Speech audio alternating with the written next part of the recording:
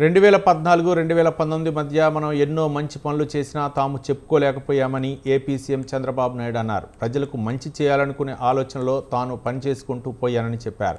చిత్తూరు జిల్లా గంగాధర నెల్లూరులో ప్రజావేదిక సభ ముగిశాక సాయంత్రం రామానాయుడుపల్లి వద్ద కార్యకర్తల సమావేశంలో చంద్రబాబు మాట్లాడారు.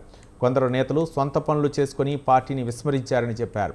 2004-2019 తమను ఎవరూ ఓడించలేదని, మనకు మనమే ఓడించుకున్నామని చంద్రబాబు చెప్పారు. రాబోయే రోజుల్లో ప్రతి కార్యకర్తకు అందుబాటులో ఉంటారని చెప్పారు.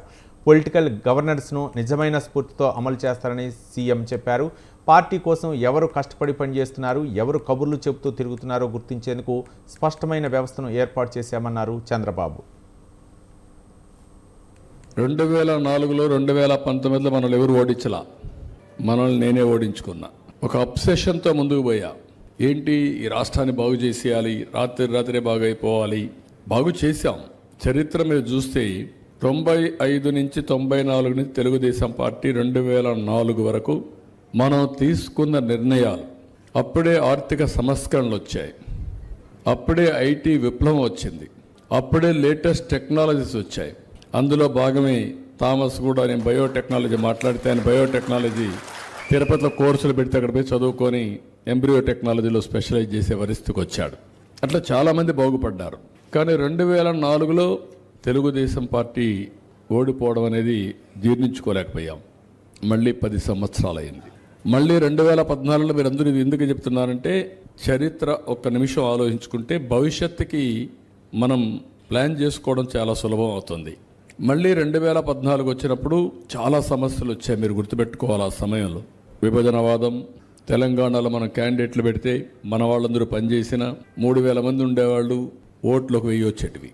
అంటే అక్కడ ఎన్ని చెప్పినా కూడా మనం క్లిక్ చేయలేకపోయాం. రాజశేఖర్ రెడ్డి చనిపోయిన తర్వాత వాళ్ళు చేసిన ఎత్తులు, జిమ్మెత్తులు మనం కౌంటర్ చేయలేక వాళ్ళు క్యాండిడేట్ని పెడితే మన క్యాండిడేట్ 2వ ప్లేస్కి 3వ ప్లేస్కి వెళ్ళిపోయాడు. అన్నీ ఓడిపోయాం. 2014 ఇది పొలిటికల్ విశ్లేషణ మీకు అందరికీ. 2014లో ఏం జరిగింది? నేను ఆ రోజు 2 రాష్ట్రాల్లో తెలుగుదేశం పార్టీని కాపాడుకోవడం ఒక హిస్టారికల్ రెస్పాన్సిబిలిటీ. తెలుగు వారి కోసం పెట్టిన పార్టీ తెలుగుదేశం పార్టీ. ఆ రోజు హైదరాబాద్లో అభివృద్ధి చేశామంటే తెలుగు జాతి కోసం చేశాం.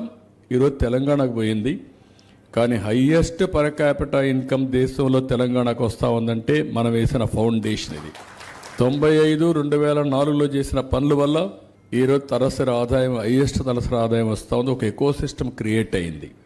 అయితే ప్రజలు విజ్ఞతతో ఆ రోజు నేను ఆ నిర్ణయం తీసుకున్న వైఎస్ఆర్ కాంగ్రెస్ పార్టీ చేసిన పని మీరు చూస్తే, విభజన కావాలి, ముసుగు సమైక్యవాదం.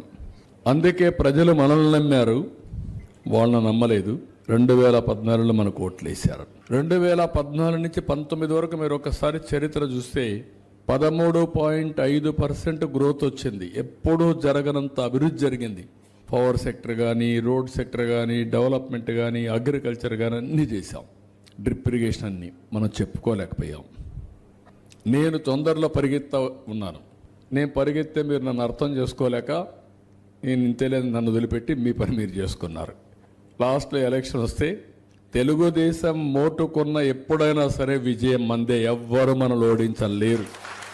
ఎప్పుడైనా మనం ఓడిపోతున్నామంటే ఆ రోజు మీలో అసంతృప్తి ఉండి ఇంట్లో పడుకుంటే బయట పోలేరు. మళ్ళీ పోరు కూడా. మీరు ప్రాణం పోయినా మీలో అణువు పసుపు రక్తం తప్ప వేరే రక్తం లేదు మీలో.